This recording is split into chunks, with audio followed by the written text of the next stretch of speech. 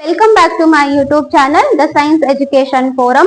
So ಇವತ್ತಿನ class ಅಲ್ಲಿ ನಾನು ಆಮ್ಲಗಳು, ಪ್ರತ್ಯಾಮ್ಲಗಳು ಮತ್ತು ಲವಣಗಳ ನೆಕ್ಸ್ಟ್ ಕಾನ್ಸೆಪ್ಟ್ ಆಗಿರುವಂತದ್ದು ಆಮ್ಲಗಳು, ಪ್ರತ್ಯಾಮ್ಲಗಳು ನೀರಿನಲ್ಲಿ ಯಾವ ರೀತಿಯಾಗಿ ಕರಗುತ್ತೆ, ಯಾವ ಯಾವ ಉತ್ಪನ್ನಗಳನ್ನ ಕೊಡುತ್ತೆ ಅನ್ನೋದನ್ನ ಇವತ್ತಿನ ಕ್ಲಾಸ್ ಅಲ್ಲಿ ನಾವು ತಿಳ್ಕೊಳ್ಳೋಣ. Okay, so the first one ಏನಂತ ಹೇಳಿದ್ರೆ ಆಮ್ಲಗಳಾಗಿರ್ಬೋದು ಅಥವಾ ಪ್ರತ್ಯಾಮ್ಲಗಳಾಗಿರ್ಬೋದು ಜಲೀಯ ದ್ರಾವಣದಲ್ಲಿ ಮಾತ್ರ ಅಯಾನುಗಳನ್ನ ಏನ್ ಮಾಡುತ್ತೆ, ಉಂಟು ಮಾಡುತ್ತೆ ಅಂತ. ಓಕೆ, ಸೊ ಅದಕ್ಕಿಂತ ಮುಂಚೆ ಇನ್ನೊಂದು ಕಾನ್ಸೆಪ್ಟ್ ಅನ್ನ ಹೇಳೋದ್ ಮಾರುತ್ತೆ. ಏನಂತಂದ್ರೆ ಆಮ್ಲಗಳು ಮತ್ತು ಪ್ರತ್ಯಾಮ್ಲಗಳಲ್ಲಿ ಸಾಮಾನ್ಯವಾಗಿರುವುದು ಏನು ಅಂತ. ಸೊ ಆಮ್ಲಗಳಲ್ಲಿ ಏನೇನೆಲ್ಲ ಸಾಮಾನ್ಯವಾಗಿದೆ, ಪ್ರತ್ಯಾಮ್ಲಗಳಲ್ಲಿ ಏನೇನೆಲ್ಲ ಸಾಮಾನ್ಯವಾಗಿದೆ ಅಂತ. ಓಕೆ, ಆಮ್ಲ ಮತ್ತು ಪ್ರತ್ಯಾಮ್ಲಗಳಲ್ಲಿ ಸಾಮಾನ್ಯವಾಗಿರುವುದೇನು ಅಂತ, ಸಾಮಾನ್ಯವಾಗಿರುವುದು ಏನು ಅಂತ. ಸೊ ಫಸ್ಟ್ ನಾನು ನಿಮ್ಗೆ ಆಮ್ಲಗಳದ ಲಿಸ್ಟ್ ಕೊಡ್ತೀನಿ, ಅದಾದ್ಮೇಲೆ ಪ್ರತ್ಯಾಮ್ಲಗಳ ಲಿಸ್ಟ್ ಕೊಟ್ಟು ಏನೇನೆಲ್ಲ ಅದರಲ್ಲಿ ಸಾಮಾನ್ಯವಾಗಿದೆ ಅನ್ನೋದನ್ನ ಹೇಳ್ತೀನಿ. ಫಾರ್ ಎಕ್ಸಾಂಪಲ್ ಇವಾಗ ಫಸ್ಟ್ ಆಮ್ಲಗಳನ್ನು ನೋಡೋಣ.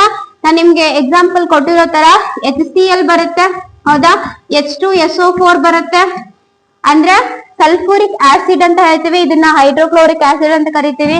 ಅದಾದ್ಮೇಲೆ HNO3 ಬರುತ್ತೆ. ನೆಕ್ಸ್ಟ್ ಇನ್ನೊಂದ್ ಯಾವ್ದಂತಂದ್ರ CH3POOH ಬರುತ್ತೆ, ಹೌದಾ. ಇದನ್ನ ನಾವು ಬಿಡಿಸಿ ಬರೆದಾಗ ಏನೇನೆಲ್ಲ ಕಾಮನ್ ಆಗಿದೆ ಅನ್ನೋದು ನಮ್ಗೆ ಏನಾಗುತ್ತೆ ಗೊತ್ತಾಗುತ್ತೆ. ಓಕೆ, ಸೊ ಇಲ್ಲಿ H ಪ್ಲಸ್ ಆಗುತ್ತೆ, ಆಮೇಲೆ Cl ಮೈನಸ್ ಆಗುತ್ತೆ. ನೆಕ್ಸ್ಟ್ 2H ಪ್ಲಸ್, ಆಮೇಲೆ SO4 2 ಮೈನಸ್ ಬರುತ್ತೆ. ನೆಕ್ಸ್ಟ್ ಇದು H ಪ್ಲಸ್, ಆಮೇಲೆ ಇದು NO3 ಮೈನಸ್ ಆಗುತ್ತೆ. ನೆಕ್ಸ್ಟ್ ಇಲ್ಲೇ ಈ CH3COOH ಅಲ್ಲಿ ಏನಾಗುತ್ತೆ, H ಪ್ಲಸ್ ಆಗುತ್ತೆ. ನೆಕ್ಸ್ಟ್ CH3COO ಮೈನಸ್ ಆಗುತ್ತೆ. ಓಕೆ, ಸೊ ಈ ತರ ಬಿಡಿಸಿ ಬರೆದಾಗ ನಮಗೆ ಕಾಮನ್ ಆಗಿ ಆಸಿಡ್ಸ್ ಗಳಲ್ಲೆಲ್ಲ ಕಾಮನ್ ಆಗಿರುವಂತದ್ದು ಏನು ಅನ್ನೋದು ನಮಗ ಕರೆಕ್ಟ್ ಆಗಿ ಅಂಡರ್ಸ್ಟ್ಯಾಂಡ್ ಆಗುತ್ತೆ. ಓಕೆನಾ. ಸೊ ನಾನಿಲ್ಲಿ ಬರ್ದಿದ್ದೀನಿ ಏನು ಅಂತ ಹೇಳಿದ್ರ ಎಲ್ಲಾ ಕಡೆನೂ ಸಹ ಏನಾಗಿದೆ, H ಪ್ಲಸ್ ಇದೆ, ಹೌದಾ. ಸೊ ಎಲ್ಲಾ ಕಡೆ ಏನಾಗಿದೆ, H ಪ್ಲಸ್ ಇದೆ. ಹಾಗಾದ್ರೆ ನಾವೊಂದು ಅರ್ಥ ಮಾಡ್ಕೋಬೇಕು, ಎಲ್ಲಾ ಆಮ್ಲಗಳಲ್ಲಿ ಸಾಮಾನ್ಯವಾಗಿರೋದೇನು ಅಂತಂದ್ರೆ H ಪ್ಲಸ್ ಅಯಾನ್ ಏನಾಗಿದೆ, ಸಾಮಾನ್ಯವಾಗಿದೆ. ಓಕೆ, ಸೊ ಇಲ್ಲಿ ಎಲ್ಲ ಏನಾಗಿದೆ ಅಂತ ಹೇಳಿದ್ರೆ H ಪ್ಲಸ್ ಸಾಮಾನ್ಯ ಅಂತ ಹೇಳ್ತೀರಿ. ಓಕೆನಾ. ಸೊ ಗೊತ್ತಾಯ್ತಾ ನಿಮ್ಗೆ ಇವಾಗ ಸಾಮಾನ್ಯವಾಗಿರುವಂತದ್ದೇನು ಎಲ್ಲಾ ಆಮ್ಲಗಳಲ್ಲಿ ಅಂತಂದ್ರೆ H ಪ್ಲಸ್ ಅಯಾನ್ ಏನಾಗಿರುತ್ತೆ, ಸಾಮಾನ್ಯವಾಗಿರುತ್ತೆ. ಓಕೆ, ನೆಕ್ಸ್ಟ್ ಇವಾಗ ಪ್ರತ್ಯಾಮ್ಲವನ್ನ ನೋಡೋಣ. ಪ್ರತ್ಯಾಮ್ಲಗಳಿಗೆ ಉದಾಹರಣೆಗಳು ಯಾವ್ಯಾವ ಹಾಗಾದ್ರೆ NaOH ಬರುತ್ತೆ, ನೆಕ್ಸ್ಟ್ KOH ಬರುತ್ತೆ, MgOH ಟ್ವೈಸ್ ಬರುತ್ತೆ. ಓಕೆ, ನೆಕ್ಸ್ಟ್ CaOH ಟ್ವೈಸ್ ಬರುತ್ತೆ. ನೆಕ್ಸ್ಟ್ ಯಾವ್ದಾದ್ರು ಮಿಸ್ ಆಗಿದ್ರೆ ನೀವು ಕಮೆಂಟ್ ಮಾಡ್ಬೇಕು. ಓಕೆ, ಸೊ ನಾನು ಇದನ್ನ ಬಿಡಿಸಿ ಬರ್ದಾಗ ಏನೇನೆಲ್ಲ ಕಾಮನ್ ಆಗಿ ಬರುತ್ತೆ ಅಂತ. ಓಕೆನಾ. ಸೊ ಇವಾಗ ಇದನ್ನ ಬಿಡಿಸಿ ಬರ್ತೀನಿ. NaOH ಅನ್ನ Na plus plus OH minus ಆಗುತ್ತೆ. ಓಕೆ, ನೆಕ್ಸ್ಟ್ ಇದು K ಪ್ಲಸ್ ಆಗುತ್ತೆ, ನೆಕ್ಸ್ಟ್ OH ಮೈನಸ್ ಆಗುತ್ತೆ. ನೆಕ್ಸ್ಟ್ Mg ಪ್ಲಸ್ ಆಗುತ್ತೆ, ನೆಕ್ಸ್ಟ್ 2OH ಮೈನಸ್ ಆಗುತ್ತೆ.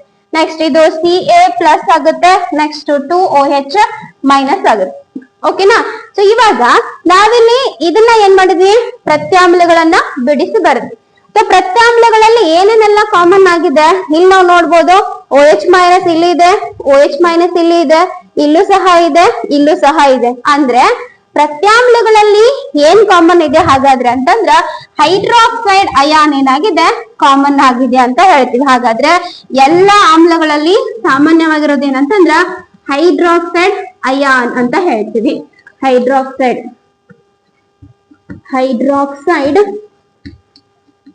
Ion. Okay, so OH minus ಅನ್ನ ನಾವೇನಂತ ಕರಿತೀವಿ, ಹೈಡ್ರಾಕ್ಸೈಡ್ ಅಯಾನ್ ಅಂತ ಹೇಳ್ತೀವಿ. ಸೊ ಪ್ರತ್ಯಾಮ್ಲಗಳಲ್ಲಿ ಏನ್ ಕಾಮನ್ ಆಗಿದೆ, OH ಕಾಮನ್ ಆಗಿದೆ, ಅಂದ್ರೆ OH ಅಯಾನ್ ಏನಾಗಿದೆ ಅಲ್ಲಿ ಸಾಮಾನ್ಯವಾಗಿದೆ ಅಂತ ಹೇಳ್ತೀವಿ. ಓಕೆ, ನೆಕ್ಸ್ಟ್ ಈ ಒಂದು ಆಮ್ಲದಲ್ಲಿ ಏನೆಲ್ಲ ಕಾಮನ್ ಆಗಿದೆ, H ಪ್ಲಸ್ ಅಯಾನ್ ಏನಾಗಿದೆ ಇಲ್ಲಿ ಕಾಮನ್ ಆಗಿದೆ. ಓಕೆ, ಸೊ ಹೈಡ್ರೋಜನ್ ಅಯಾನ್ ಏನಾಗಿದೆ ಇಲ್ಲಿ ಸಾಮಾನ್ಯವಾಗಿದೆ ಅಂತ ನಮ್ಗೆ ಅರ್ಥ ಆಯ್ತು. ಸೊ ಐ ಹೋಪ್ ಇದು ಅಂಡರ್ಸ್ಟ್ಯಾಂಡ್ ಆಗಿದೆ ಅಂತ ಭಾವಿಸ್ತೇನೆ.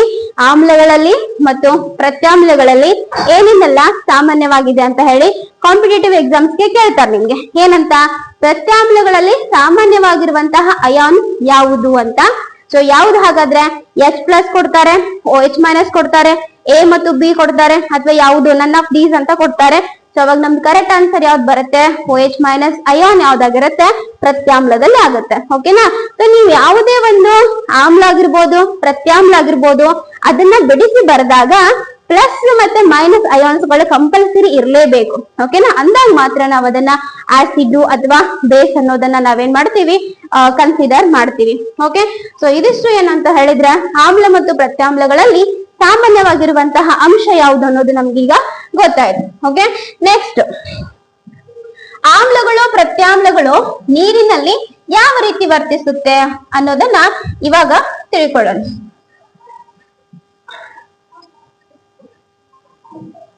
ನೀರಿನಲ್ಲಿ ಆಮ್ಲಗಳು ಮತ್ತು ಪ್ರತ್ಯಾಮ್ಲಗಳು. ಓಕೆ.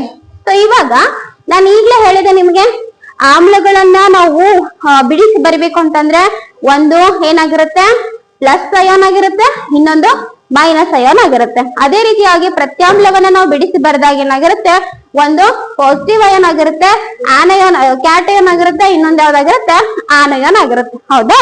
ಇವಾಗ ಯಾವುದೇ ಒಂದು ಆಸಿಡ್ ಆಗಿರ್ಬೋದು ಅಥವಾ ಬೇಸ್ ಆಗಿರ್ಬೋದು ಅವು ಅಯಾನ್ಸ್ ಗಳನ್ನ ಬಿಡುಗಡೆ ಮಾಡೋದು ಯಾವಾಗ ಅಂತ ಹೇಳಿದ್ರೆ ಅವುಗಳ ಜಲೀಯ ದ್ರಾವಣದಲ್ಲಿ ಮಾತ್ರ. ಓಕೆ.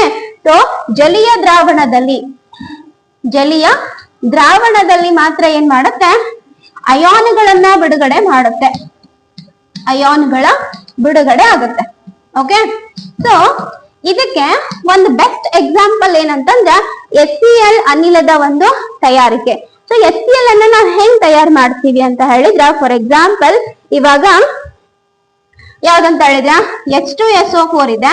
ಈ H2SO4 ಗೆ ನಾವೇನ್ ಮಾಡ್ತೀವಿ, NaCl ಅನ್ನ ಹಾಕ್ತೀವಿ. ಓಕೆ. NaCl. ಸೊ NaCl ಅನ್ನೋದು ಏನಂತಂದ್ರೆ ಸಾಲ್ಟ್. ಆ ಸಾಲ್ಟಿಂಗ್ ನಾನೇನ್ ಹಾಕ್ತೇನೆ ಅಂದ್ರೆ H2SO4 ಅನ್ನ ಹಾಕ್ತೀನಿ. ಸೊ H2SO4 ಅನ್ನ ಹಾಕಿದಾಗ ಏನಾಗುತ್ತೆ, ಒಂದು ಗ್ಯಾಸ್ ಫಾರ್ಮೇಶನ್ ಆಗುತ್ತೆ. ಸೊ ಆ ಗ್ಯಾಸ್ ಯಾವ್ದಂತ ಹೇಳಿ, ಗ್ಯಾಸ್ ಅಲ್ಲ, HCl ಏನಾಗುತ್ತೆ, ಫಾರ್ಮೇಶನ್ ಆಗುತ್ತೆ, HCl. ಇನ್ನೊಂದೇನಂತಂದ್ರ NaSO4 ಆಗುತ್ತೆ, Na2SO4 ಆಗುತ್ತೆ. ಇದು ಸೋಡಿಯಂ ಸಲ್ಫೇಟ್, ಅದು ಸಪರೇಟ್, ಅದು ಬೇರೆ ಥಿಂಗ್. ಬಟ್ ನನಗ್ ಬೇಕಾಗಿರೋದೇನು ಅಂತಂದ್ರೆ ಇದು ಮಾತ್ರ, HCl ಮಾತ್ರ. ಓಕೆನಾ. ಸೊ ಈ HCl ಏನ್ ಗ್ಯಾಸ್ ರೂಪದಲ್ಲಿ ಏನ್ ಬಿಡುಗಡೆ ಆಗಿರುತ್ತಲ್ಲ, ಇದನ್ನ ಅಂದ್ರೆ ಬಬಲ್ಸ್ ಗಳ ರೂಪದಲ್ಲಿ, ಬಬಲ್ಸ್ ಗಳಲ್ಲ ಗ್ಯಾಸಸ್ ರೂಪದಲ್ಲಿ, ಒಂಥರ ಹೊಗೆ ರೂಪದಲ್ಲಿ ಏನಾಗುತ್ತೆ, ಈ ಒಂದು HCl ಅನಿಲ ಏನಾಗುತ್ತೆ, ಬಿಡುಗಡೆ ಆಗುತ್ತೆ.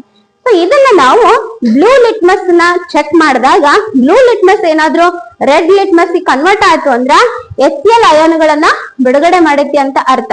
ಬಟ್ ಅನ್ಫಾರ್ಚುನೇಟ್ಲಿ ಏನಾಗುತ್ತೆ, ಬ್ಲೂ ಲಿಟ್ಮಸ್ ಏನಾಗೋದಿಲ್ಲ ಅಂದ್ರ ರೆಡ್ ಗೆ ಕನ್ವರ್ಟ್ ಆಗಲ್ಲ.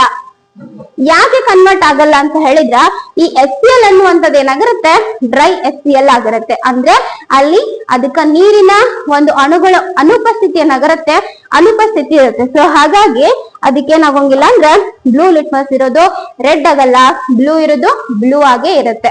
ಓಕೆ. ಹಾಗಾದ್ರೆ ಇವಾಗ ಬ್ಲೂ ಲಿಟ್ಮಸ್ ಇರೋದು ರೆಡ್ ಆಗಿ ಕನ್ವರ್ಟ್ ಮಾಡ್ಬೇಕಂದ್ರೆ ಏನ್ ಮಾಡ್ಬೇಕು, ಅದೇ ಒಂದು ಬಿಡುಗಡೆ ಆಗಿರುವಂತಹ ಒಂದು ಅನಿಲಕ್ಕೆ ನಾವು ನೀರನ್ನ ಸೇರಿಸ್ಬೇಕಾಗುತ್ತೆ.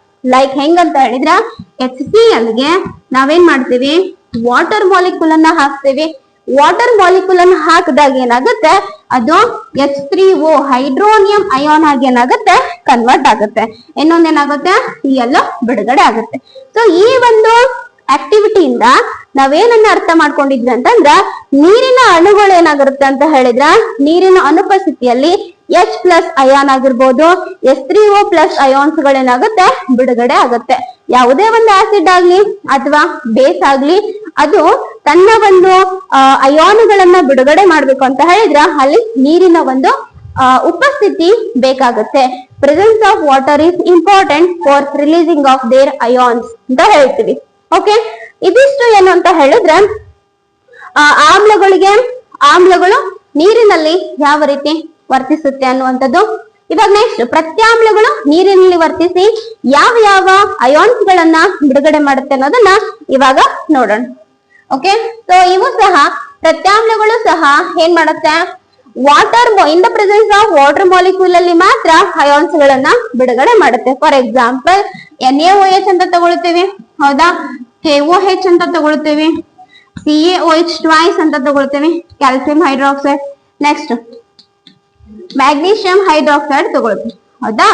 ಸೊ ಇವುಗಳು ನೀರಿನ ಜೊತೆಗೆ ವರ್ತಿಸಿ, ನೀರಿನ ಜೊತೆಗೆ in the presence of water molecule. ನೀವು ನೋಡ್ರಿ ಯಾವಾಗ್ಲೂ ಆಮ್ಲಗಳಾಗಿರ್ಬೋದು ಪ್ರತ್ಯಾಮ್ಲಗಳಾಗಿರ್ಬೋದು ಅಕ್ವಿಯಸ್ ಫಾರ್ಮ್ ಅಲ್ಲಿ ಅಂದ್ರೆ ಏನು ಏನಂತ ಹೇಳ್ತೀವಿ, ಲಿಕ್ವಿಡ್ ರೂಪದಲ್ಲಿ ಇರುತ್ತೆ, ಗ್ಯಾಸಸ್ ರೂಪದಲ್ಲಿ ಆಗ್ಲಿ ಅಥವಾ ಸಾಲಿಡ್ ರೂಪದಲ್ಲಾಗಿ ಇರಂಗಿಲ್ಲ. ಓಕೆನಾ? ಸೊ ಅದ್ರ ಅರ್ಥ ಏನು ಅಂತ ಹೇಳಿದ್ರ NaOH ಏನ್ ಪ್ರತ್ಯಾಮ್ಲ ಇದೆ ಅದು ನೀರಿನಲ್ಲಿ ಇರುತ್ತೆ ಅಂತ ಅರ್ಥ. ನೆಕ್ಸ್ಟ್ KOH ಏನಿರುತ್ತೆ ಅದು ಸಹ ನೀರಲ್ಲಿ ಇರುತ್ತೆ. ನೆಕ್ಸ್ಟ್ ಕ್ಯಾಲ್ಸಿಯಂ ಹೈಡ್ರಾಕ್ಸೈಡ್ ಸಹ ನೀರಲ್ಲಿ ಇರುತ್ತೆ. ಅಂದ್ರೆ ಜಲೀಯ ದ್ರಾವಣ ಏನಾಗಿರುತ್ತೆ ಅದ್ರಲ್ಲಿ ಫಾರ್ಮೇಶನ್ ಆಗಿರುತ್ತೆ ಅಂತ ಹೇಳ್ತೀವಿ. ಸೊ NaOH ಡ್ರೈ ಇದ್ದಾಗ ಅವುಗಳನ್ನ ನಾವೇನ್ ಮಾಡ್ತೀವಿ, ನೀರಿನ ಜೊತೆಗೆ ಕಂಬೈನ್ ಮಾಡ್ತೀವಿ.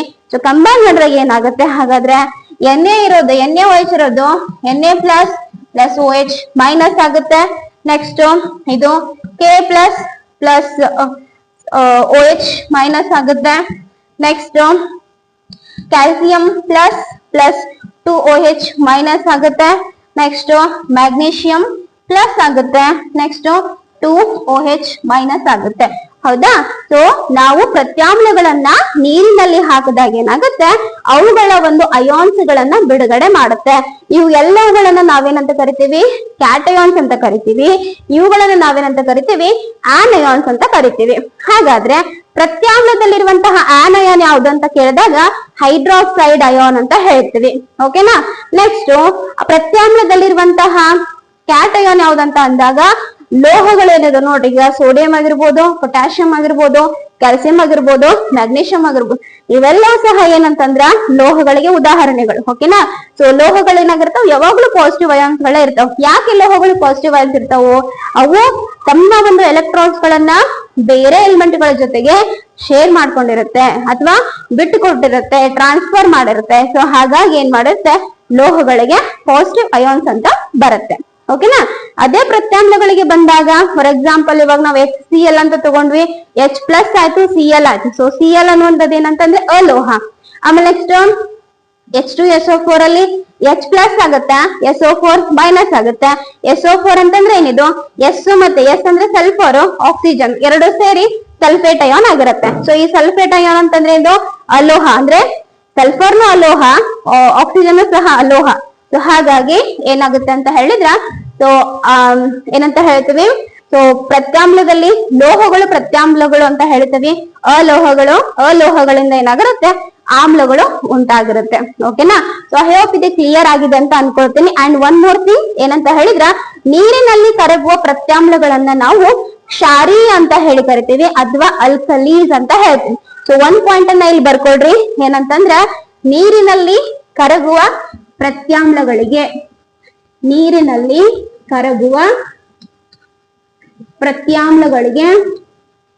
ಪ್ರತ್ಯಾಮ್ಲಗಳಿಗೆ ಕ್ಷಾರಗಳು ಅಂತ ಕರಿತೀವಿ. ಕ್ಷಾರಗಳು, ಓಕೆ, ಅಥವಾ ಆಲ್ಕಲೀಸ್ ಅಂತ ಹೇಳ್ತೀವಿ. ಓಕೆನಾ? ಸೊ ಇವೆಲ್ಲ ಸಹ ನೀರಿನಲ್ಲಿ ಕರಗೋದ್ರಿಂದ ಇವುಗಳಿಗೆ ನಾವು ಕ್ಷಾರಗಳು ಅಥವಾ ಆಲ್ಕಲೀಸ್ ಅಂತ ಹೇಳ್ತೀವಿ. ಓಕೆನಾ?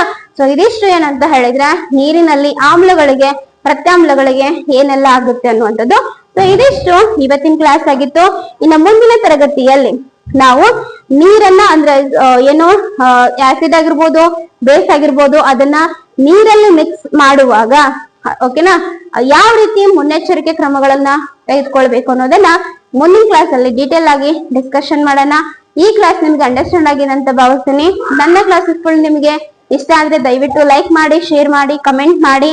ಅಂಡ್ ಇನ್ನು ಯಾರು ನಮ್ಮ ಚಾನೆಲ್ ಅನ್ನ ಸಬ್ಸ್ಕ್ರೈಬ್ ಮಾಡ್ಕೊಂಡಿಲ್ಲ, ಇವಾಗಲೇ ಸಬ್ಸ್ಕ್ರೈಬ್ ಮಾಡ್ಕೊಳ್ಳಿ. ಮುಂದಿನ ಕ್ಲಾಸ್ ಅಲ್ಲಿ ಮತ್ತೆ ಸಿಗ್ತೀನಿ. ಅಲ್ಲಿವರೆಗೂ ಧನ್ಯವಾದಗಳು.